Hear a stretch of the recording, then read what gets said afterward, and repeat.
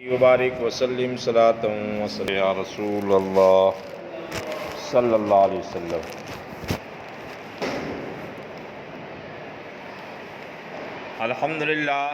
الحمدللہ وکفیٰ وسلام علی عبادہ الذین اصطفیٰ، اما بعد۔ فاعوذ باللہ من الشیطان الرجیم، بسم اللہ الرحمن الرحیم۔ من یطیع الرسول فقد اطاع اللہ، صدق اللہ مولانا العظیم وصدق رسولہ النبی الکریم ونحن علی ذلک لمن الشاہدین شاکرین والحمدللہ رب العالمین۔ کچھ سننے سنانے سے پہلے آئیے ہم آپ سب سے پہلے آپ قائد و عالم، دونوں عالم کے مالک و مختار، رحمت عالم نور مجسم آقا محمد الرسول اللہ صلی اللہ علیہ وسلم کی بارگاہ مقدس میں درود شریف کا نذرانہ پیش کریں، بآواز سے بلند پڑھیں۔ اللہم صلی وسلم وبارک علیہ السلام علیک یا رسول اللہ صلی اللہ علیہ وسلم۔ آج ہے شروعات عالم جمادات کے معجزات۔ جمادات چٹان، مٹی، پتھر، کنکر، پہاڑ، اسے کہتے ہیں جمادات۔ جمادات کے معجزات۔ حضور شہنشاہ کونین کے معجزات کی حکمرانی کا پرچم عالم کائنات کی تمام مخلوقات پر لہرا چکا ہے۔ یعنی آپ کے معجزات صرف زمین پر ہی نہیں ہیں، کل آپ حضرات نے سماعت فرمایا، آپ کے معجزات آسمان پر بھی۔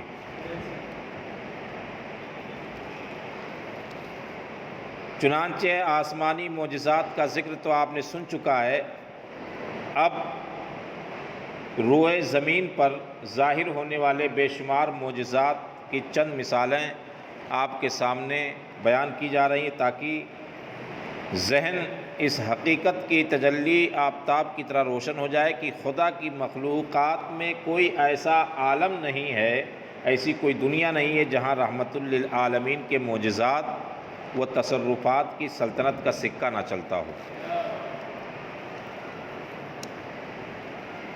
سب سے پہلے واقعہ ہے غزوہ خندق۔ اس کا واقعہ مختصر میں آ بھی چکا ہے۔ غزوہ خندق کے بیان میں ہے کہ صحابہ کرام مدینہ کے چاروں طرف کفار کے حملوں سے بچنے کے لیے خندق کھود رہے تھے۔ اتفاق سے ایک بہت ہی سخت چٹان نکل آئی۔ صحابہ کرام نے اجتماعی طاقت سے، سبھی لوگ مل کر، اجتماعی یعنی ایک ساتھ مل کر ہر چند اس کو توڑنا چاہا، ایک ایک کر کے نہیں، تمام لوگ پورے صحابہ ایک ساتھ مل کر اس چٹان کو توڑنا چاہا، مگر وہ کسی طرح سے نہ ٹوٹ سکی۔ پھاوڑے اس پر پڑ کر اچھٹ جاتے تھے۔ جب لوگوں نے مجبور ہو کر حضور صلی اللہ علیہ وسلم کی بارگاہ میں یہ ماجرا سنایا تو آپ خود اٹھ کر تشریف لائے اور فاوڑہ ہاتھ میں لے کر ایک ضرب لگائی، ایک ہی بار مارا چٹان پر، تو وہ چٹان ریت کے بھر بھرے ٹیلوں کی طرح چور چور ہو کر بکھر گئی۔ یہ ہے آپ کا معجزہ۔ ہر شخص جانتا ہے کہ فتح مکہ سے پہلے خانہ کعبہ میں 360 بتوں کی پوجا ہوتی تھی۔ خانہ کعبہ میں 360 مورتیاں رکھی ہوئی تھیں۔ فتح مکہ کے دن حضور آقا صلی اللہ علیہ وسلم کعبہ میں تشریف لے گئے۔ اس وقت آپ کے ہاتھ میں یعنی دست مبارک میں ایک چھڑی تھی اور آپ زبان اقدس سے یہ آیت تلاوت فرما رہے تھے، جاء الحق وزہق الباطل ان الباطل کان زہوقا۔ حق آ گیا اور باطل مٹ گیا، یقیناً باطل مٹنے ہی کے قابل تھا۔ آپ اپنی چھڑی سے جس بت کی طرف اشارہ فرماتے تھے وہ بغیر چھوئے ہی فقط اشارہ کرتے ہی دھم سے زمین پر گر پڑتا تھا۔ جیسے مورتی ہے یا بت ہے، اس کی طرف آقا صلی اللہ علیہ وسلم اپنی چھڑی سے صرف اشارہ کرتے تھے، چھڑی اس کو لگتی نہیں تھی، ٹچ نہیں ہوتی تھی، چھڑی کے اشارے سے ہی وہ بت گر جاتا تھا، دھم سے زمین پر گر جاتا تھا۔ تو یہ معجزہ تھا۔ حضور کا۔ حضرت علی رضی اللہ تعالیٰ عنہ فرماتے ہیں کہ ایک مرتبہ میں حضور آقا صلی اللہ علیہ وسلم کے ساتھ مکہ مکرمہ میں ایک طرف کو نکلا تو میں نے دیکھا جو درخت اور پہاڑ بھی سامنے آتا ہے اس سے السلام علیکہ یا رسول اللہ کی آواز آتی ہے۔ حضرت علی فرماتے ہیں کہ میں حضور آقا صلی اللہ علیہ وسلم کے ساتھ مکہ میں ایک طرف کو نکل گیا، ایک طرف کو نکل جانا ٹہلنے گھومنے کے لیے، تو ایک طرف کو نکلا تو میں نے دیکھا جو درخت اور پہاڑ بھی سامنے آتا اس سے السلام علیکہ یا رسول اللہ کی آواز آتی اور میں خود اس آواز کو اپنے کانوں سے سن رہا تھا۔ اسی طرح جابر بن سمرہ رضی اللہ تعالیٰ عنہ کہتے ہیں کہ رسول اللہ صلی اللہ علیہ وسلم نے فرمایا کہ مکہ میں ایک پتھر ہے جو مجھ کو سلام کیا کرتا تھا، میں اب بھی اس کو پہچانتا ہوں۔ یہ حضور آقا صلی اللہ علیہ وسلم نے ارشاد فرمایا کہ مکہ میں ایک پتھر ہے جو مجھ کو سلام کیا کرتا تھا، میں بھی اس کو اب بھی پہچانتا ہوں۔ یہ روایت حدیث کی جابر بن سمرہ رضی اللہ تعالیٰ عنہ کرتے ہیں۔ بخاری شریف کی یہ روایت چند اوراق پہلے ہم تحریر کر چکے ہیں، لکھ چکے ہیں کہ ایک دن حضور صلی اللہ علیہ وسلم اپنے ساتھ ابو بکر، عمر، عثمان کو لے کر احد پہاڑ پر چڑھے۔ پہاڑ جھومنے لگا، ہلنے لگا۔ اس وقت آپ نے پہاڑ کو ٹھوکر مار کر ارشاد فرمائی، ٹھہر جا، اس وقت تیری پشت پر ایک پیغمبر ہے اور ایک صدیق ہے اور 2 عمر عثمان شہید ہیں۔ علم غیب کے بیان میں پیچھے یہ واقعہ آ بھی چکا ہے۔ مسلم شریف کی حدیث میں حضرت سلمہ بن عقو سے روایت ہے کہ جنگ حنین میں جب کفار نے حضور صلی اللہ علیہ وسلم کو چاروں طرف سے گھیر لیا تو آپ اپنی سواری سے اتر پڑے۔ جب کافروں نے آپ کو گھیر لیا، حضور آقا صلی اللہ علیہ وسلم کو، کہاں پر؟ جنگ حنین، ایک جنگ ہوئی تھی، جنگ حنین اس کا نام ہے، تو وہاں پر کفاروں نے ہمارے آقا صلی اللہ علیہ وسلم کو گھیر لیا تو آپ سواری سے اتر پڑے اور زمین سے ایک مٹھی مٹی لے کر کفار کے چہروں پر پھینکا۔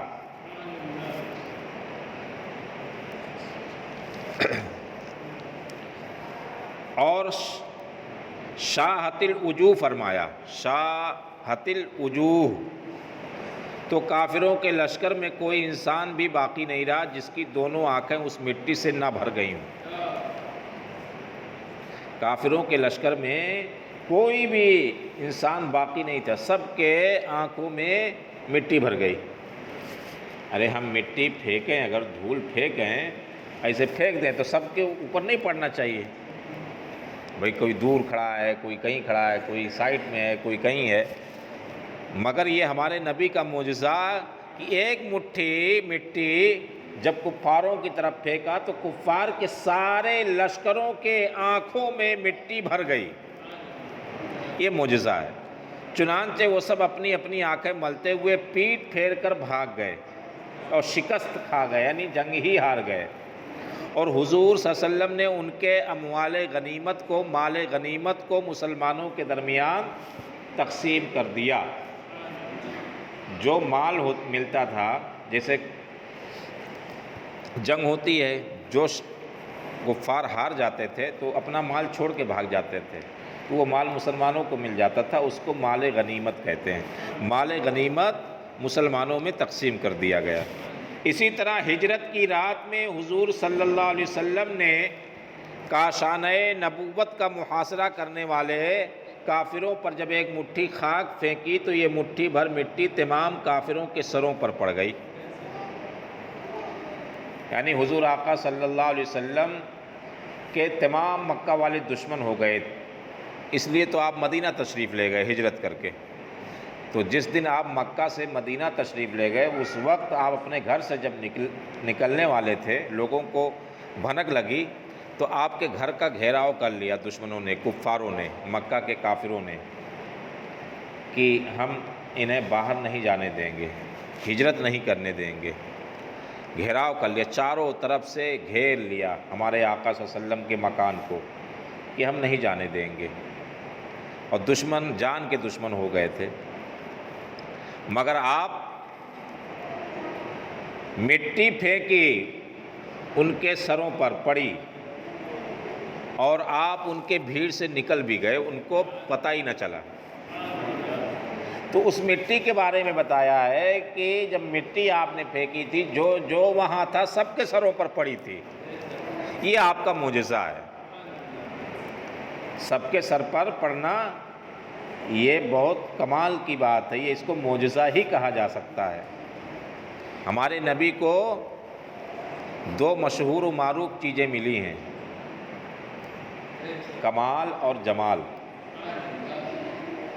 اسی کمال کو آپ کہیں معجزہ۔ یہ 5 واقعات آپ سنیں، یہ 5 واقعات ابھی آپ حضرات نے سنے۔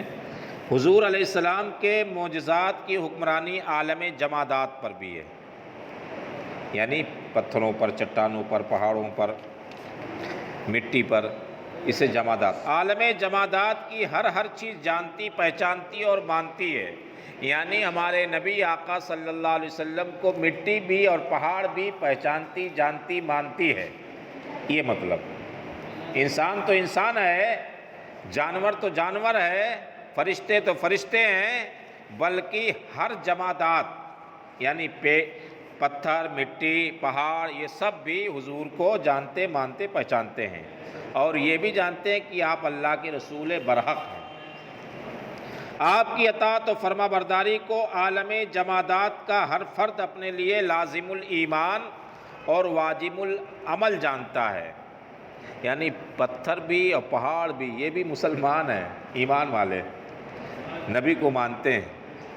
یہی وجہ ہے کہ آپ کا اشارہ پا کر کنکریوں نے کلمہ پڑھا۔ ارے بھائی، نبی نے اشارہ کیا تو کنکریوں نے کلمہ پڑھ لیا، وہ بھی بند مٹھی میں۔ آپ کے دستے مبارک یعنی ہاتھ میں سنگریزوں نے خدا کی تسبیح پڑھی، آپ کی دعا پر دیواروں نے آمین کہا۔ آپ دعا مانگی آپ نے تو دیواروں سے آواز آتی تھی آمین کی۔ تو گویا زمین، مٹی، پتھر، پہاڑ، یہ سب چیزیں حضور کو نبی مانتی ہیں۔ اب آگے ہے عالم نباتات۔ عالم نباتات کہتے ہیں وہ دنیا جو زمین سے اگتی ہے، وہ ایک دنیا ہے، جیسے پیڑ، پودے، جڑی بوٹیاں، یہ سب چیزوں کو نباتات کہتے ہیں۔ جو بھی چیز زمین سے اگتی ہے اس کو نباتات کہتے ہیں، ان کی ایک دنیا ہے۔ حضرت عبداللہ بن عباس رضی اللہ عنہ کا بیان ہے کہ ایک اعرابی، ایک دیہاتی گاؤں کا، بارگاہ رسالت میں حاضر ہوا۔ اس نے آپ سے عرض کیا، مجھے یہ کیوں کر یقین ہو کہ آپ خدا کے پیغمبر ہیں؟ اس نے کہا کہ میں کیسے یقین کر لوں کہ آپ خدا کے پیغمبر ہیں؟ آپ نے فرمایا، اس کھجور کے درخت پر جو خوشہ لٹک رہا ہے، کھجور کا گچھا لٹک رہا ہے، اگر میں اس کو اپنے پاس بلاؤں، وہ میرے پاس آ جائے، تو کیا تم میری نبوت پر ایمان لے آؤ گے؟ اس نے کہا ہاں بے شک، میں آپ کا یہ معجزہ دیکھ کر ضرور آپ کو خدا کا رسول مان لوں گا۔ آپ نے کھجور کے اس خوشے کو بلایا تو فوراً ہی چل کر درخت سے اترا اور آپ کے پاس آ گیا، یعنی وہ گچھا درخت کا، کھجور کا درخت سے اترا اور آپ کے پاس آ گیا۔ آپ نے حکم دیا تو واپس جا کر درخت میں اپنی جگہ پر پیوست ہو گیا، لگ گیا۔ توڑنے کے بعد پھر لگتا نہیں ڈالی میں، مگر وہ لگ گیا۔ یہ معجزہ دیکھ کر وہ اعرابی فوراً ہی دامن اسلام میں آ گیا۔ تو معجزہ کا ایک فائدہ یہ بھی ہے کہ نبی پر لوگ ایمان لے آتے ہیں معجزہ دیکھ کر۔ حضرت عبداللہ بن عمر رضی اللہ تعالی عنہما نے فرمایا کہ ہم لوگ رسول اللہ صلی اللہ علیہ وسلم کے ساتھ ایک سفر میں تھے، ایک اعرابی آپ کے پاس آیا، آپ نے اس کو اسلام کی دعوت دی۔ اس اعرابی نے سوال کیا کہ کیا آپ کی نبوت پر کوئی گواہ بھی ہے؟ آپ نے ارشاد فرمایا کہ ہاں، یہ درخت جو میدان کے کنارے پر ہے میری نبوت کی گواہی دے گا۔ چنانچہ آپ نے اس درخت کو بلایا اور فوراً ہی زمین چیرتا ہوا اپنی جگہ سے چل کر بارگاہ نبوت میں حاضر ہو گیا، اور اس نے بآواز بلند 3 مرتبہ آپ کی نبوت کی گواہی دی، یعنی آواز آئی۔ آواز آئی، گواہی دی نبوت کی۔ گواہی کون سی؟ اشہد ان لا الہ الا اللہ واشہد ان محمدًا عبدہ ورسولہ، یہ ہے گواہی۔ پھر آپ نے اس کو اشارہ کی فرمایا تو وہ درخت زمین میں چلتا ہوا پھر اپنی جگہ پر چلا گیا۔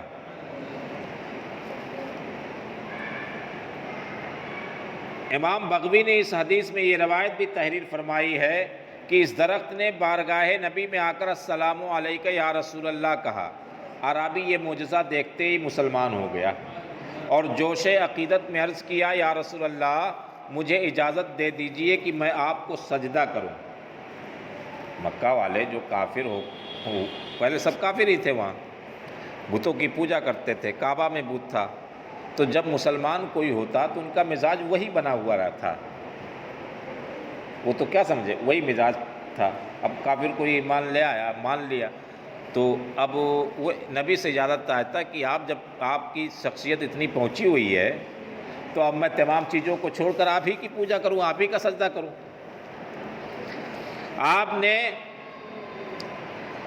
آپ نے ارشاد فرمایا ہمارے نبی نے کہ اگر میں خدا کے سوا کسی دوسرے کو سجدہ کرنے کا حکم دیتا تو میں عورتوں کو حکم دیتا کہ وہ اپنے شوہروں کو سجدہ کریں۔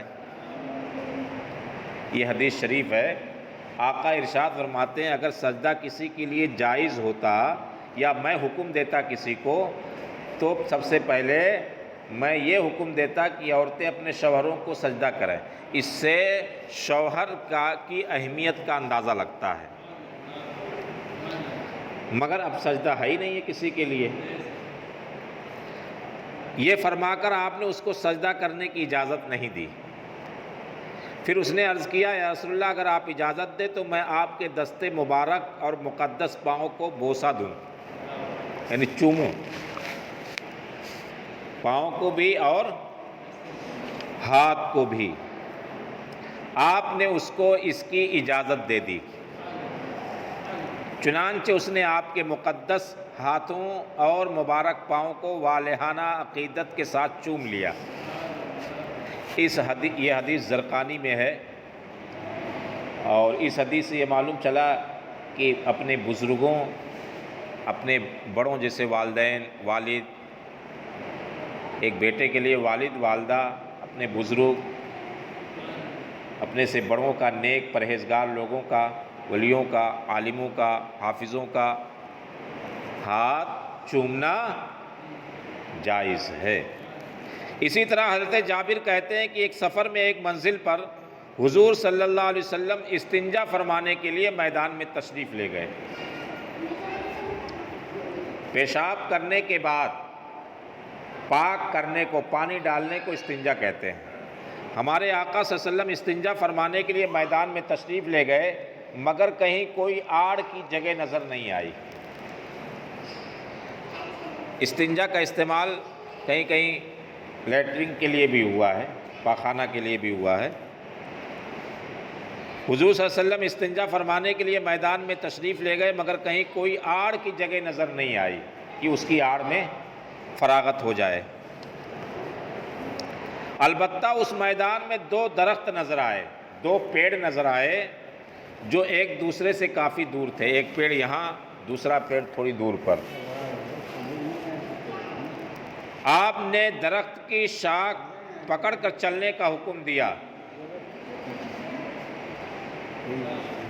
جس کو بات کرنا ہو باہر چلے جاؤ، جب ختم ہوگا چلے آنا، بات نہیں کرنا۔ آپ نے درخت کی شاخ کو پکڑ کر چلنے کا حکم دیا تو وہ درخت اس طرح آپ کے ساتھ چلنے لگا جس طرح مہار والا اونٹ مہار پکڑنے والے کے ساتھ چلتا ہے۔ ہمارے آقا صلی اللہ علیہ وسلم پیڑ کے شاخ کو، ایک ڈالی کو پکڑ لیا، وہ پیڑ چلنے لگا، دوسرا پیڑ پہلے والے پیڑ کے پاس چلا، دونوں پیڑ اکٹھا ہو گئے۔ آپ اس کی آڑ میں استنجا فرمایا، پھر آپ نے دوسرے درخت کی ٹہنی تھام کر اس کو بھی چلنے کا اشارہ فرمایا، اس طرح سے چل پڑا، دونوں درخت ایک دوسرے سے مل گئے۔ آپ نے اس کی آڑ میں اپنی حاجت پوری فرمائی۔ اس کے بعد آپ نے حکم دیا تو وہ دونوں درخت زمین چیرتے ہوئے چل پڑے اور اپنی اپنی جگہ پر پہنچ کر جا کر کھڑے ہو گئے۔ انتباہ کے معنی ہوتے ہیں وارننگ کے۔ یہی وہ معجزہ ہے جس کو علامہ بوصیری نے اپنے قصیدہ بردہ میں تحریر فرمایا ہے، جاءت لدعوتہ الاشجار ساجدۃ تمشی الیہ علی ساق بلا قدمی، یعنی ہمارے نبی کے آقا صلی اللہ علیہ وسلم کے بلانے پر درخت سجدہ کرتے ہوئے اور بلا قدم کے اپنی پنڈلی سے چلتے ہوئے آپ کے پاس حاضر ہوئے۔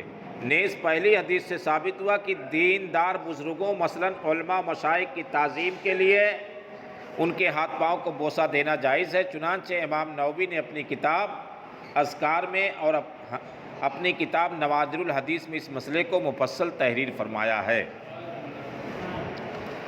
اب آگے ہے، حضرت انس رضی اللہ تعالیٰ عنہ کہتے ہیں کہ دو صحابی اسید بن حضیر، عباد بن بشر، یہ دو صحابی رضی اللہ تعالیٰ عنہما اندھیری رات میں بہت دیر تک حضور صلی اللہ علیہ وسلم سے بات کرتے رہے۔ جب یہ دونوں ہمارے نبی سے اپنے گھروں کے لیے روانہ ہوئے تو ایک کی چھڑی اچانک خود بخود روشن ہو گئی۔ دو صحابی حضور کی بارگاہ میں رات دیر تک بات ہو گئی، اندھیرا ہو گیا، وہ دونوں صحابی اب حضور آقا صلی اللہ علیہ وسلم کے گھر سے اپنے گھر کے لیے چلے تو راستے میں ان کی چھڑی اچانک روشن ہو گئی اور دونوں اس چھڑی کی روشنی میں چلتے رہے۔ جب کچھ دور چل کر دونوں کے گھروں کا راستہ الگ الگ ہو گیا تو دوسرے کی چھڑی بھی روشن ہو گئی اور دونوں اپنی اپنی چھڑیوں کے سہارے، چھڑیوں کی روشنی کے سہارے سخت اندھیری رات میں اپنے اپنے گھروں کو پہنچ گئے۔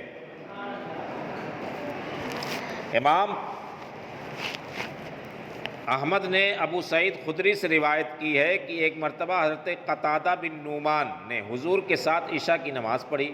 رات سخت اندھیری تھی، آسمان پر گھنگھور گھٹا چھائی ہوئی تھی۔ بوقت روانگی حضور نے اپنے دست مبارک سے انہیں درخت کی ایک شاخ، درخت کی ایک لکڑی، ایک ڈالی، پیڑ کی ایک ڈالی کو عطا فرمائی۔ ارشاد فرمایا، تم بلا خوف و خطر اپنے گھر جاؤ، یہ شاخ تمہارے ہاتھ میں ایسی روشن ہو جائے گی کہ 10 آدمی تمہارے آگے 10 آدمی تمہارے پیچھے اس کی روشنی میں چل سکیں گے۔ اور جب تم گھر پہنچو گے تو ایک کالی چیز کو دیکھو گے، اس کو مار کر گھر سے نکال دینا۔ ایک کالی چیز دیکھو گے گھر میں، جب گھر پہنچو گے تو اسی چھڑی سے اس کالی چیز کو مارنا اور گھر سے نکال دینا۔ چنانچہ ایسا ہی ہوا، جو ہی حضرت قتادہ کاشان نبوت سے نکلے وہ شاخ، وہ لکڑی روشن ہو گئی اور وہ اسی کی روشنی میں چل کر اپنے گھر پہنچ گئے اور دیکھا کہ وہ ایک کالی چیز موجود ہے گھر میں۔ آپ نے نبی کے فرمان کے مطابق اس کو مار کر گھر سے باہر نکال دیا، گھر سے باہر نکال دیا۔ تو یہ وہ جو کالی چیز تھی نا، وہ آسیب تھی، شیطانی حرکت تھی، اس میں تفصیل نہیں دیا ہے۔ آگے ہے جنگ بدر کے دن۔ جنگ بدر ایک جو لڑائی ہوئی تھی، رمضان کا مہینے میں لڑائی ہوئی تھی سن 2 ہجری میں۔ جنگ بدر کے دن حضرت عکاشہ بن محسن رضی اللہ تعالیٰ عنہ کی تلوار ٹوٹ گئی تو حضور صلی اللہ علیہ وسلم نے ان کو ایک درخت کی ٹہنی دے کر فرمایا، تم اس سے جنگ کرو۔ ایک پتلی سی لکڑی دے دی، پیڑ کی ٹہنی، اور اس سے فرمایا کہ تم اس سے جنگ کرو۔ وہ ٹہنی ان کے ہاتھ میں آتے ہی ایک نہایت نفیس بہترین تلوار بن گئی، جس سے وہ عمر بھر تمام لڑائیوں میں جنگ کرتے رہے، یہاں تک کہ حضرت امیر المومنین ابو بکر صدیق کے دور خلافت میں وہ شہادت سے سرفراز ہو گئے، حضرت عکاشہ بن محسن۔ اسی طرح حضرت عبداللہ بن حجش کی تلوار جنگ احد کے دن ٹوٹ گئی تھی، تو ان کو بھی رسول اللہ صلی اللہ علیہ وسلم نے ایک کھجور کی شاخ دے کر ارشاد فرمایا، تم اس سے لڑو۔ وہ حضرت عبداللہ بن حجش کے ہاتھ میں آتے ہی ایک براق تلوار بن گئی، چمکتی ہوئی تلوار۔ براق مطلب چمکتی ہوئی تلوار، براق معنی ہوتے ہیں بجلی کے بھی اور چمکنا بھی ہوتا ہے۔ براق تلوار بن گئی۔ عبداللہ بن حجش کی اس تلوار کا نام ارجون تھا۔ یہ خلفائے بنو عباس کے دور حکومت تک باقی رہی، یہاں تک کہ خلیفہ معتصم باللہ کے ایک امیر نے اس تلوار کو 22 دینار میں خریدا اور حضرت عکاشہ کی تلوار کا نام اون تھا۔ یہ دونوں تلواریں حضور کے معجزات اور آپ کے تصرفات کی یادگار تھیں۔ مسجد نبوی، مسجد نبوی کی بات آ گئی، سبحان اللہ۔ مسجد نبوی میں پہلے ممبر نہیں تھا۔ ممبر جیسے یہ ممبر اسی کو کہتے ہیں، جس پہ خطبہ پڑھتے ہیں اس کو ممبر کہتے ہیں۔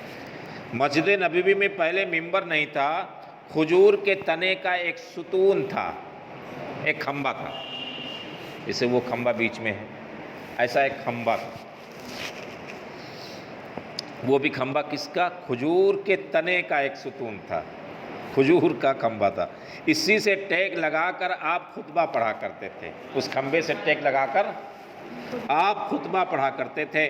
جب ایک انصاری عورت نے ایک ممبر بنوا کر مسجد نبوی میں رکھا، ایسا ممبر بنوا کر رکھا، مسجد نبوی میں ممبر رکھا، تو آپ نے اس پہ کھڑے ہو کر خطبہ دینا شروع کیا، تو اچانک اس ستون سے بچوں کی طرح رونے کی آواز آنے لگی۔ اس ستون سے آپ ٹیک لگا کر خطبہ دیا کرتے تھے، اور جب ممبر بن گیا تو ستون کو چھوڑ کر ممبر پر کھڑے ہو کر آپ خطبہ دینے لگے، تو ستون رونے لگا، رونے کی آواز آنے لگی اس سے۔ اور بعض روایت میں آیا کہ اونٹنیوں کی طرح بلبلانے کی آواز آئی ستون سے، جیسے اونٹنی بلبلاتی ہے، روتی ہے، ایسے ہی اس ستون کے اندر سے رونے بلبلانے کی آواز آنے لگی۔ یہ روایت حدیث کے مختلف کتابوں میں ہے۔ درد فراق سے بلبلا کر اور بے قرار ہو کر ستون زار زار رونے لگا، یعنی جیسے کسی بچے کو خوب مارو تو وہ خوب روتا ہے، ابھی بچے زیادہ بول رہے ہیں، مارو کسی کو خوب روئے گا اور چلائے گا مسجد میں، تو اسی طرح سے خوب چلا چلا کر بلبلا کر سانسیں بھر بھر کر وہ رونے لگا جیسے بچے روتے ہیں۔ یہ علماء فرماتے ہیں ستون اس قدر زور زور سے رونے لگا کہ قریب تھا کہ وہ رونے کی وجہ سے کہیں وہ ستون پھٹ نہ جائے۔ اس رونے کی آواز کو مسجد نبوی کے تمام مصلیوں نے، تمام نماز پڑھنے والوں نے اپنے کانوں سے سنا، جو اس وقت مقتدی تھے، یہ نماز پڑھنے والے نمازی تھے، ان سب نے سنا۔ ستون کی گرہ وزاری کو سن کر حضور رحمت للعالمین صلی اللہ علیہ وسلم ممبر سے اتر کر آئے اور ستون پر تسکین دینے کے لیے اپنا مقدس ہاتھ رکھ دیا اور اس کو اپنے سینے سے لگایا، تو وہ ستون اس طرح ہچکیاں لے لے کر رونے لگا جس طرح رونے والے بچے کو جب چپ کرایا جاتا ہے تو وہ ہچکیاں لے لے کر رونے لگتا ہے۔ بالآخر جب آپ نے ستون کو اپنے سینے سے چمٹا لیا تو سکون پا کر خاموش ہو گیا، اور آپ نے ارشاد فرمایا ستون کا یہ رونا اس بنا پر تھا کہ یہ پہلے خدا کا ذکر سنتا تھا، اب جو نہ سنا تو رونے لگا، یا میری صحبت نہیں پائی تو رونے لگا۔ حضرت بریدہ رضی اللہ عنہ کی حدیث میں یہ بھی نقل ہے کہ حضور نے اس ستون کو اپنے سینے سے لگا کر یہ فرمایا کہ اے ستون، اگر تو چاہے تو میں تجھ کو پھر اسی باغ میں تیری پہلی جگہ پر پہنچا دوں تاکہ تو پہلے کی طرح ہرا بھرا درخت ہو جائے اور ہمیشہ پھلتا پھولتا رہے۔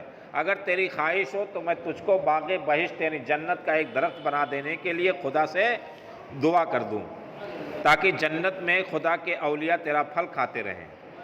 یہ سن کر ستون نے اتنی بلند آواز سے جواب دیا کہ آس پاس کے لوگوں نے بھی سن لیا۔ ستون کا جواب یہ تھا کہ یا رسول اللہ، میری یہی تمنا ہے کہ میں جنت کا ایک درخت بنا دیا جاؤں تاکہ خدا کے اولیاء میرا پھل کھاتے رہیں اور مجھے حیات جاویدانی مل جائے۔ سامعین، حضور نے فرمایا اے ستون، میں نے تیری اس آرزو کو منظور کر لیا۔ پھر آپ نے سامعین کو مخاطب کر کے فرمایا کہ اے لوگوں، دیکھو اس ستون نے دارالفنا کی زندگی کو ٹھکرا کر آخرت کی زندگی کو اختیار کر لیا۔ مثال کی طور پر ابھی کسی کو انسان کو کہو بھائی تو جنتی ہے تو جنت میں چلا جا، ختم ہو جا، ابھی منظور ہے کیا موت تم کو آ جائے تو دنیا اتنی پیاری ہوتی ہے وہ راضی نہیں ہوگا جلدی سے، جنت کی بھی لالچ دو تو مگر موقع پایا کھجور کا تنا ستون، اور اس نے جنت کو اختیار کر کے دنیا کے لیے ہمیشہ کو دنیا کو ٹھکرا دیا۔ ایک روایت میں یہ بھی آیا ہے کہ آپ نے ستون کو اپنے سینے سے لگا کر ارشاد فرمایا، مجھے اس ذات کی قسم جس کے قبضے قدرت میں میری جان ہے، اگر میں اس ستون کو اپنے سینے سے نہ چمٹاتا تو یہ قیامت تک روتا ہی رہتا۔ واضح رہے، اگر یہ گریہ ستون کا یہ معجزہ حدیث میں اور سیرت کی کتابوں میں 11 صحابیوں سے نقل ہے، جن کے نام یہ ہیں: جابر بن عبداللہ، ابی بن کعب، انس بن مالک، عبداللہ بن عمر، عبداللہ بن عباس، سہل بن سعد، ابو سعید خدری، بریدہ ام سلمہ، مطلب بن ابی دعا، عائشہ رضی اللہ تعالیٰ عنہم۔ پھر اور صحابہ کے بعد بھی ہر زمانے میں راویوں کی ایک جماعت اس طرح سے اس کو نقل کیا ہے۔ اس ستون کے بارے میں ایک روایت ہے کہ آپ نے اس کو اپنے ممبر سے نیچے دفن بھی فرمایا ہے، کچھ حصہ جو روضہ رسول کا، ہمارے نبی کا جہاں ممبر ہے وہاں پر دفن بھی فرمایا۔ آپ نے اس کو اپنے ممبر سے نیچے دفن فرمایا، آپ نے اس کو مسجد نبوی کی چھت میں بھی کچھ حصہ لگایا۔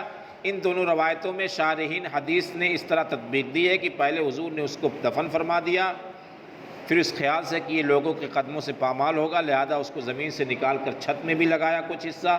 اس طرح زمین میں دفن کرنے، چھت میں لگانے کی دونوں روایتیں دونوں دو وقتوں میں ہونے کے لحاظ سے درست ہیں۔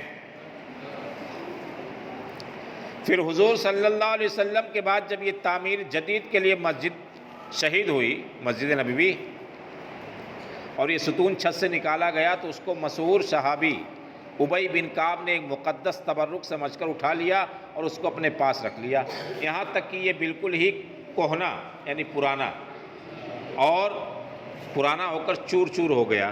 اس ستون کو دفن کرنے کے بارے میں علامہ زرقانی نے یہ نقطہ تحریر فرمایا کہ اگرچہ یہ خشک لکڑی کا ایک ستون تھا مگر یہ درجے و مرتبے میں ایک مرد مومن کے مثل قرار دیا گیا، کیونکہ یہ حضور کے عشق و محبت میں رویا تھا، اور رسول اللہ صلی اللہ علیہ وسلم کے ساتھ عشق و محبت کا برتاؤ یہ ایمان والوں کا ہی حصہ ہے۔ یہ رہا عالم نباتات یعنی پیڑ پودوں لکڑیوں کا واقعہ۔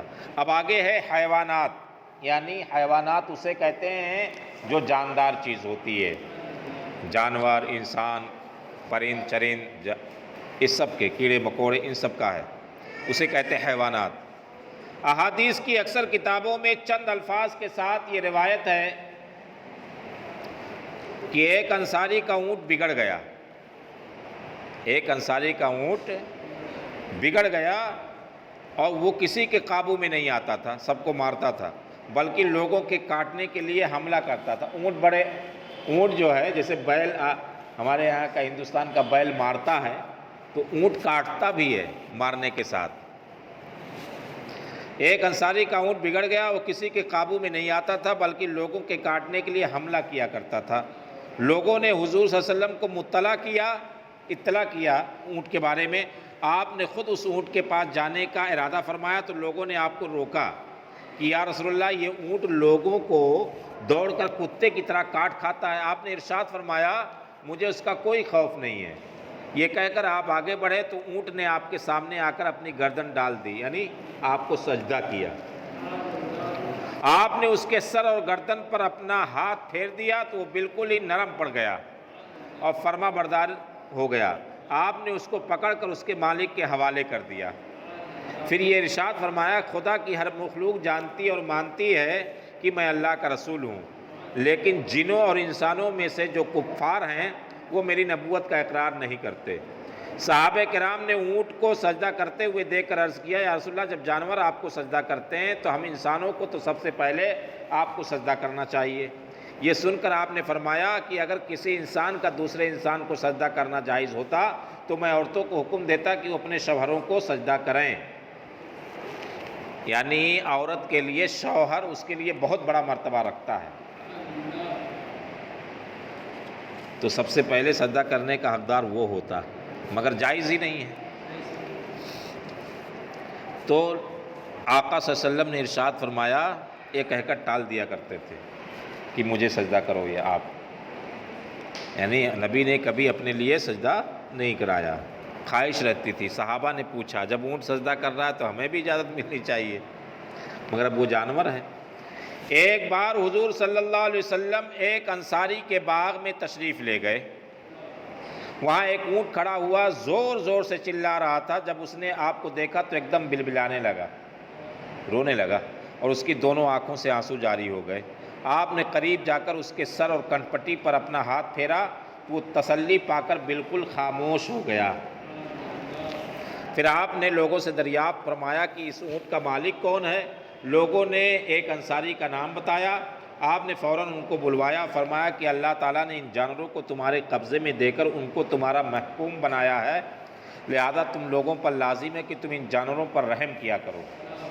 تمہارے اس اونٹ نے مجھ سے تمہاری شکایت کی ہے کہ تم اس کو بھوکا رکھتے ہو اور اس کی طاقت سے زیادہ اس سے کام لے کر اس کو تکلیف دیتے ہو۔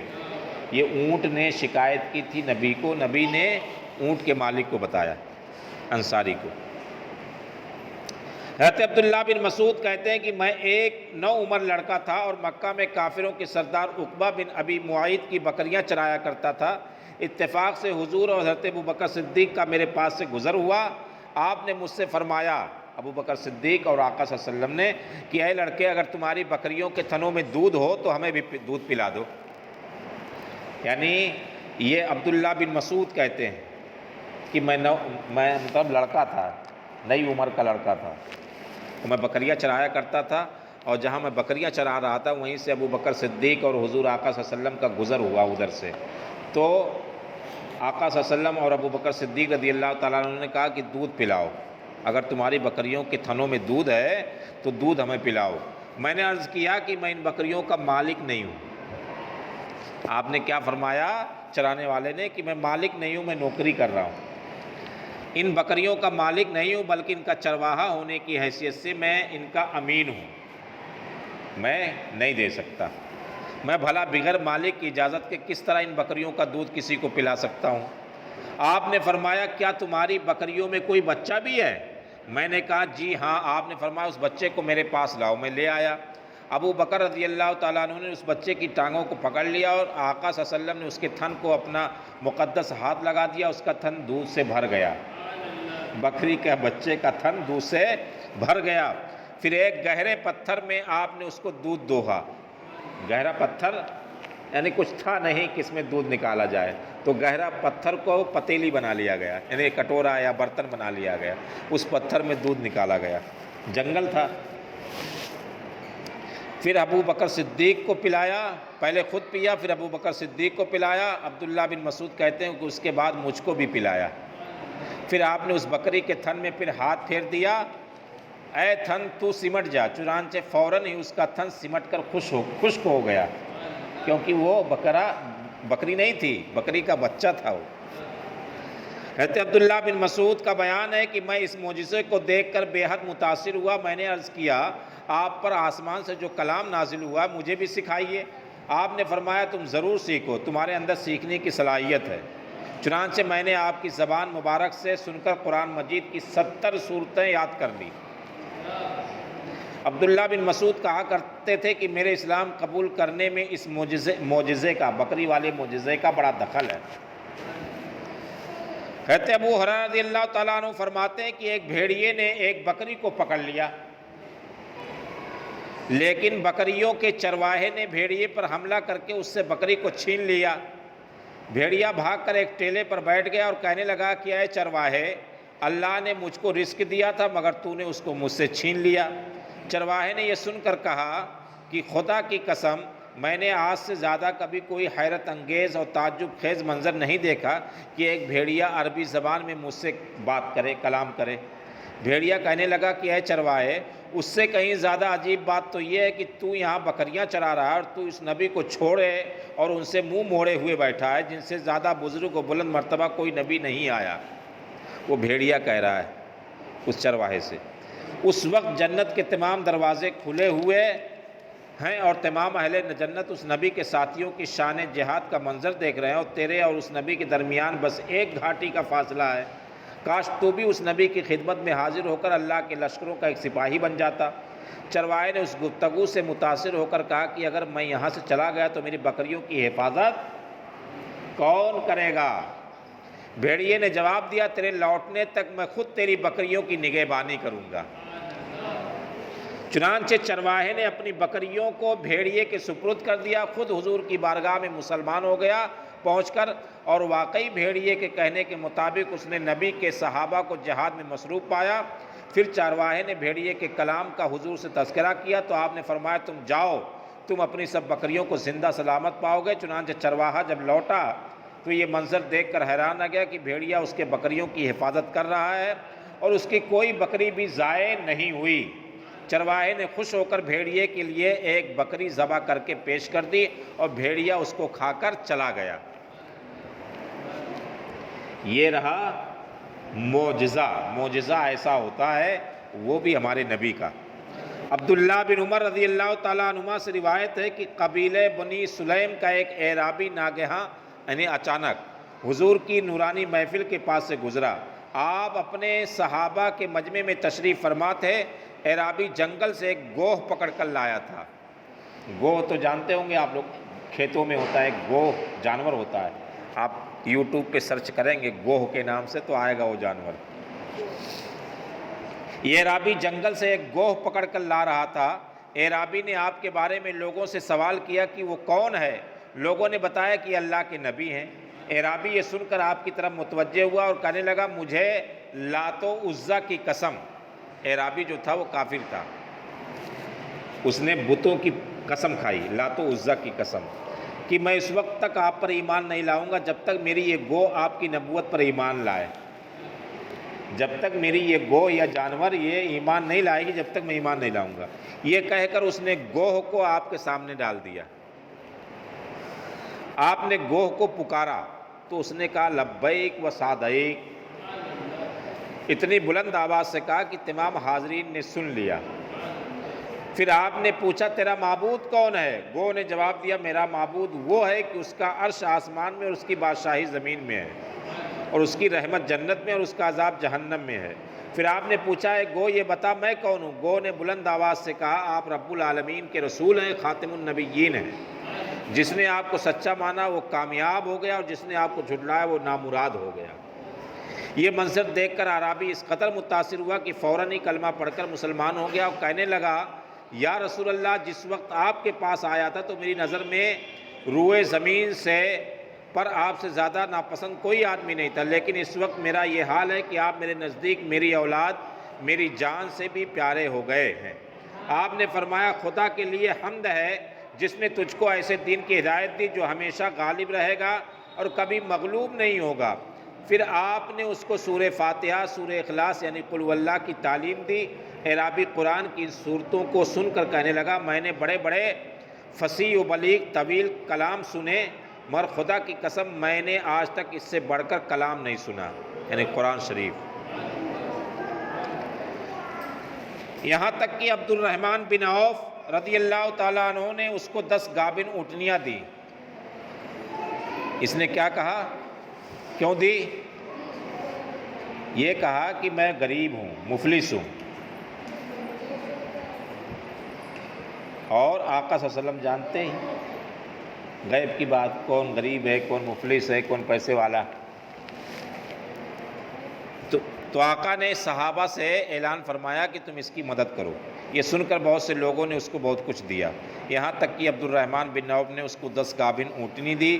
یہ اعرابی تمام مال و سامان کو ساتھ لے کر جب اپنے گھر کی طرف چلا تو راستے میں دیکھا اس کی قوم بنی سلیم کے 1000 سوار نیزہ اور تلوار لیے ہوئے چلے آ رہے ہیں۔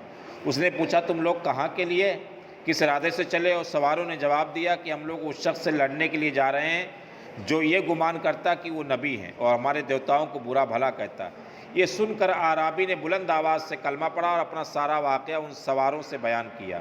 ان سواروں نے جب اعرابی کی زبان سے اس کا ایمان افروز بیان سنا تو سب نے لا الہ الا اللہ محمد رسول اللہ پڑھا۔ اس اعرابی نے جا کر اپنے گاؤں والوں کو بھی ایمان والا بنا دیا۔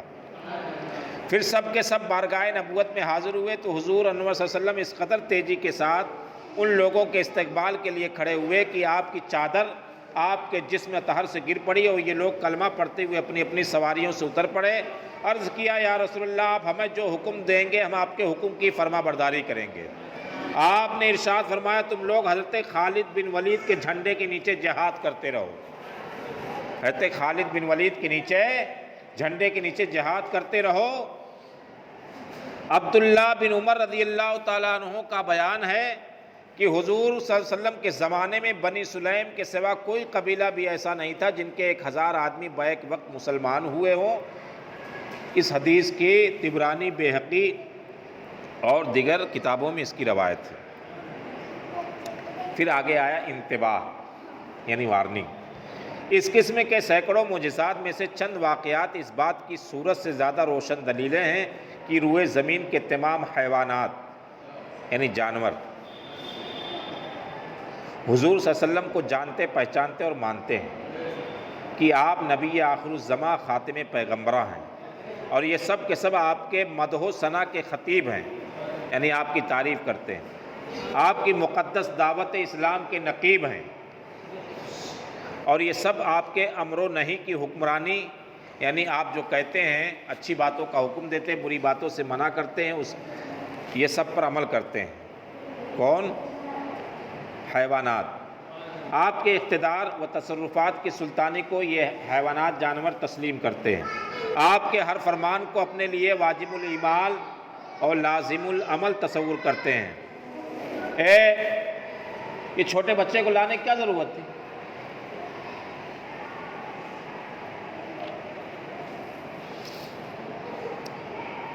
آپ کے ہر فرمان کو اپنے لیے واجب العمل، لازم العمل سمجھتے ہیں، اور آپ کے اعزاز و اکرام، آپ کی تعظیم و احترام کو اپنے لیے سرمایہ حیات تصور کرتے ہیں۔ کاش اس زمانے کے مسلم نما کلمہ پڑھنے پڑھانے والے انسان ان بے زبان جانوروں سے تعظیم و احترام رسول کا سبق سیکھتے اور دل و جان سے اس روشن حقیقت پر دھیان دیتے۔ اپنے مولا کی ہے بس شان عظیم، جانور بھی کریں جن کی تعظیم۔ یہ اعلیٰ حضرت کا شعر ہے۔ اپنے مولا کی ہے بس شان عظیم، جانور بھی کریں جن کی تعظیم۔ سنگ کرتے ہیں یعنی پتھر کرتے ہیں ادب سے تسلیم، پیڑ سجدے میں گرا کرتے ہیں، ہاں یہی کرتی ہے چڑیا فریاد، ہاں یہی چاہتی ہے ہرنی داد، اسی در پہ شترانے ناشاد گلا رنجو انا کرتے ہیں۔ یہ رہا جانور کے تعلق سے۔ اب آگے ہے اور معجزات ہیں تو وہ لمبا ہو جائے گا، لہٰذا اس واقعے کو یہیں پر اختتام کیا جاتا ہے۔ حضور آقا صلی اللہ علیہ وسلم کے کل بھی معجزات کا واقعہ چلے گا، آگے عالم انسانیت کا معجزہ ہے، اور پھر بیماروں کا معجزہ ہے، یعنی ہمارے نبی کا معجزہ، آپ کے لعاب دہن میں شفا، آپ کے ہاتھ میں شفا، تو وہ سب واقعات آئیں گے انشاءاللہ تعالی۔ اس کے بعد مقبولیت دعا، یعنی دعا فرما دی تو فوراً دعا قبول ہو گئی۔ اس طرح سے معجزے اور آئیں گے انشاءاللہ تعالی۔ کل معجزے آئیں گے اور مکمل بھی ہو جائیں گے معجزے۔ کل کا واقعے میں معجزے کا واقعہ ختم ہو جائے گا، پھر شروع ہوگا محبت رسول کا واقعہ۔ اللہ تبارک و تعالی حضور آقا محمد الرسول اللہ صلی اللہ علیہ وسلم کے صدقے طفیل میں ہماری پریشانیوں، مصیبتوں، تنگدستیوں کو دور عطا فرمائے، رزق حلال عطا فرمائے، ایمان پر استقامت عطا فرمائے۔ حضور آقا صلی اللہ علیہ وسلم کے توسل سے جہاں بھی مسلمان پریشان ہے اس کی پریشانی کو دور عطا فرمائے۔ جو بیمار ہیں، جہاں بھی مسلمان بیمار ہیں، مرض میں مبتلا ہیں، اللہ تعالیٰ انہیں صبر جمیل اور شفائے کاملہ عطا فرمائے، اور جہاں بھی ایمان والے ہیں انہیں ایمان پر استقامت عطا فرما، مرتے دم انہیں کلمہ طیبہ نصیب فرما۔ جو ایمان والے اس دنیا سے رخصت ہو گئے ہیں، اللہ تعالیٰ انہیں عذاب قبر سے نجات عطا فرما، اور ان کے درجات میں بلندیاں اور ان کی مغفرت عطا فرما۔ حضور آقا صلی اللہ علیہ وسلم کے توسل سے الہ العالمین ہماری مسجدوں کو آباد فرما۔ یا اللہ رحمان الرحیم، حضور آقا محمد رسول اللہ صلی اللہ علیہ وسلم کے توسل سے علم دین سیکھنے اور اس پر عمل کرنے کی توفیق عطا فرما۔ ایمان پر استقامت، مرتے دم کلمہ طیبہ کے ساتھ خاتمہ نصیب فرما۔ فصلی اللہ تعالی علی خیر خلقہ محمد وعلی آلہ وصحبہ اجمعین برحمتک یا ارحم الراحمین۔ مختصر میں سلام پڑھ لیں۔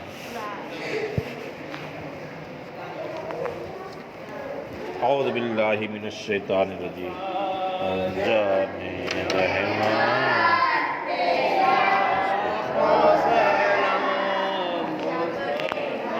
کھول دو